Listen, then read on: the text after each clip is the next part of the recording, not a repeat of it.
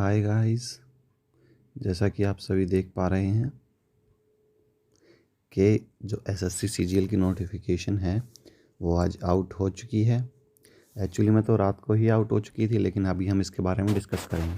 सो ये वैकेंसीज़ निकली हैं एसएससी सीजीएल 2020 के लिए, ठीक है, जिसकी जो फॉर्म सबमिशन की डेट है वो 29 तारीख से शुरू हो गई है और 31 जनवरी तक रहेगी। मतलब 1 महीने से ज़्यादा आपके पास टाइम है, लेकिन आप इस टाइम का लास्ट तक इंतज़ार मत कीजिएगा। जैसे ही आपको जितनी जल्दी टाइम मिले आप सबसे पहले अपना फॉर्म भरिएगा, क्योंकि एसएससी की साइट का कोई भरोसा नहीं है, वो कब बंद हो जाए और कब चलने लगे। ठीक है, तो जितनी जल्दी हो सके आप लोग अपना फॉर्म ज़रूर भरिएगा, जो भी इस एग्ज़ाम की तैयारी कर रहे हैं। तो बहुत ही अच्छी वैकेंसीज़ होती हैं इसमें, ठीक है। तो सबसे पहले हम लोग बात करते हैं इसमें वैकेंसीज़ के बारे में। तो यहाँ देखिए पैराग्राफ नंबर 2 में 2.1 पे लेवल 8, ओके, पे लेवल 8 की वैकेंसी है। ₹47,600 से आपकी सैलरी स्टार्ट होती है, जो कि 1,51,100 रुपीज़ तक जाती है। इसमें आप लोगों की 2 वैकेंसीज आती हैं, जो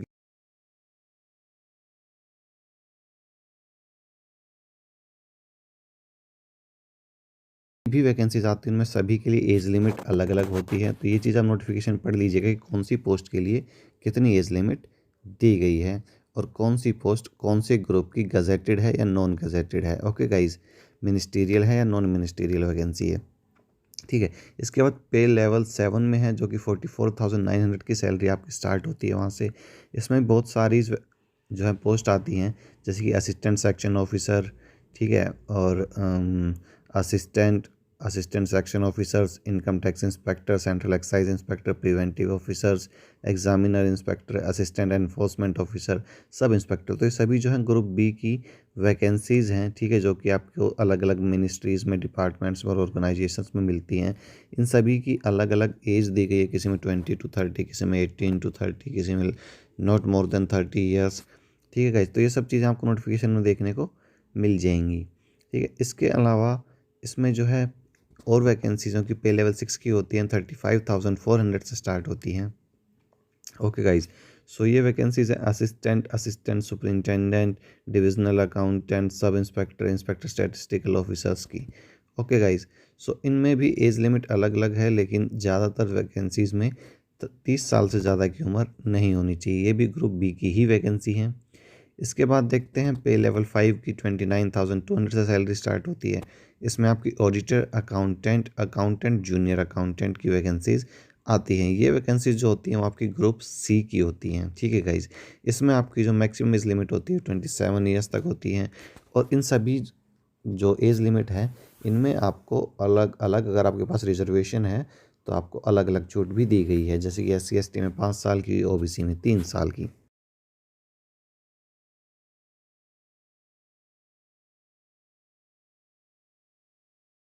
होती हैं। आपके पास चाहे कोई भी डिग्री हो ग्रेजुएशन की, तो आप ये फॉर्म भर सकते हैं। ये इसकी एजुकेशनल क्वालिफिकेशन है। उसके अलावा बस आपको ध्यान रखना है तो आपकी एज लिमिट का।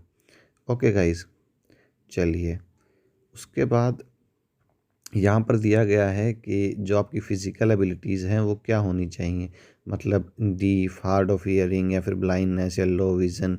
सो ये सब चीज़ें जो होती हैं बहुत कम लोगों में पाई जाती हैं, लेकिन फिर भी आप लोग अपनी पोस्ट के अकॉर्डिंग देख लीजिएगा। लेकिन अभी तो आपको यही है कि फॉर्म भरना है और एग्ज़ाम की अच्छे से तैयारी करनी है, क्योंकि एग्ज़ाम 29 मई से स्टार्ट है। तो आप लोगों को बहुत ही बेहतरीन तरीके से एग्ज़ाम की तैयारी करनी है, ताकि आप एग्ज़ाम को बहुत अच्छे से कंडक्ट कर सकें। ओके गाइज़,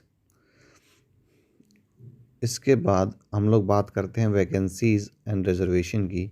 सो वैकेंसीज़ कितनी दी गई, इस पर वैकेंसी बता दी गई नोटिफिकेशन के साथ साथ ही कि टेंटेटिव वैकेंसीज़ जो अभी तक हैं एग्ज़ाम की वो 6506, यानी कि 6506 वैकेंसीज़ हैं, जिसमें कि ग्रुप बी की गजेटेड वैकेंसीज़ हैं 250, ग्रुप बी की नॉन गजेटेड वैकेंसीज़ हैं 3513 एंड ग्रुप सी की वैकेंसीज़ हैं 2743।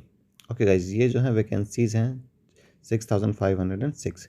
इसके अलावा रिजर्वेशन दिया गया शेड्यूल कास्ट को, शेड्यूल ट्राइब्स को, अदर बैकवर्ड क्लासेस को, ठीक है। इनको एज में छूट दी गई है और कुछ जो कट ऑफ आती है उसमें छूट मिलती है।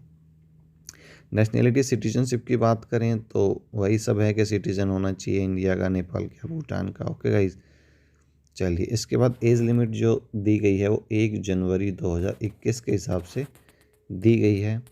ठीक है गाइज, सो इसमें बताया गया है कि कौन सी वैकेंसीज़ के लिए 18 to 27 ईयर्स की एज मांगी गई है, कौन सी के लिए 20 to 27, फिर 22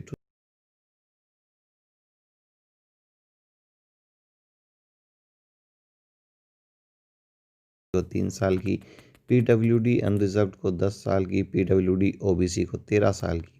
ओके गाइज, सो ये सब चीज़ें आप लोग देख लीजिएगा, कौन एक्स सर्विस मैन है, कौन OBC SC में आता है, तो ये सब चीज़ें आपको यहाँ से पता चल जाएगा।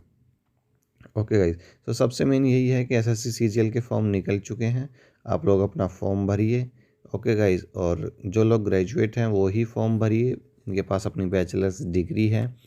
ठीक है गाइज, और अच्छे से अपना एग्ज़ाम की तैयारी कीजिए, बहुत ही बेहतरीन तरीके से अपना एग्ज़ाम दीजिए। ठीक है, इसके बाद ये फॉर्म आप ऑनलाइन अप्लाई कीजिए, इसकी फ़ीस आप लोग ऑनलाइन भी कटवा सकते हैं और ऑफलाइन भी कटवा सकते हैं। ठीक है गाइज, लेकिन ज़्यादा आसानी रहती है अगर आप ऑनलाइन कटवाते हैं तो।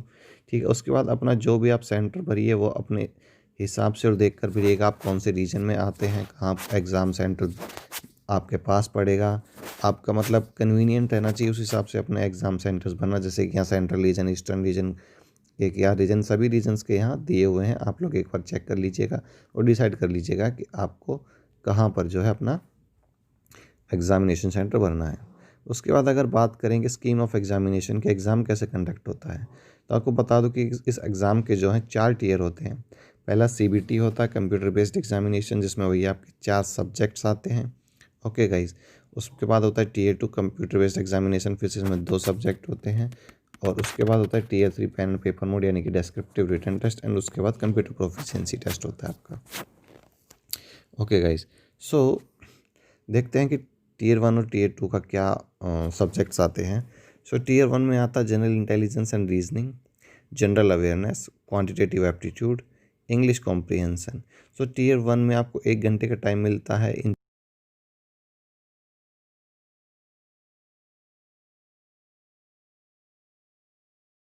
को 100 क्वेश्चंस मिलते हैं, 1 घंटे में आपको अटेंड करने होते हैं। उसके बाद Tier 2 की बात करें तो जो लोग सभी एग्ज़ाम्स, मतलब सभी पोस्ट के लिए फॉर्म भरते हैं, उनको 2 एग्ज़ाम्स तो देने ही होते, क्वांटिटेटिव एबिलिटी और एक इंग्लिश लैंग्वेज एंड कॉम्प्रिहेंशन। इसमें आपको हर एक पेपर के लिए 2-2 घंटे मिलते हैं। इसमें क्वांटिटेटिव एबिलिटी में आपको 100 क्वेश्चंस आते हैं और 200 मार्क्स के होते हैं। इट मीन्स 2 मार्क्स का 1 क्वेश्चन, 1/4 आपकी नेगेटिव मार्किंग होती है। इंग्लिश लैंग्वेज में भी आपको 2 घंटे का टाइम मिलता है, लेकिन 200 क्वेश्चन होते हैं, 200 मार्क्स के होते हैं।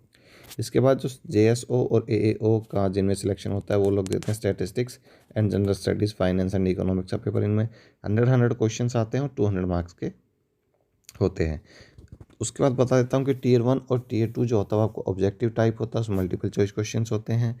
ठीक है गाइज, 1/4 आपकी नेगेटिव मार्किंग होती है।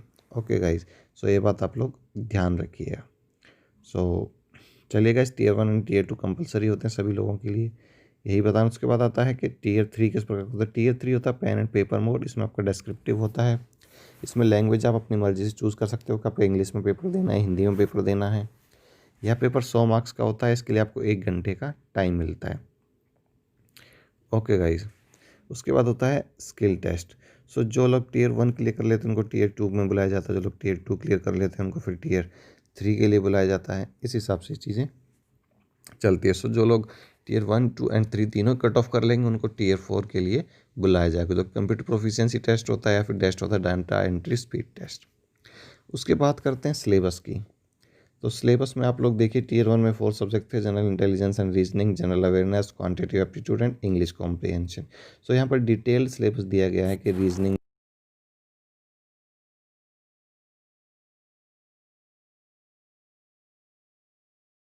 नोटिफिकेशन को मैं डिस्क्रिप्शन बॉक्स में डाल दूंगा, आप वहाँ से नोटिफिकेशन को खोल के अपना सिलेबस चेक कर सकते हैं कि Tier 1 में क्या आना है, Tier 2 में क्या आना है।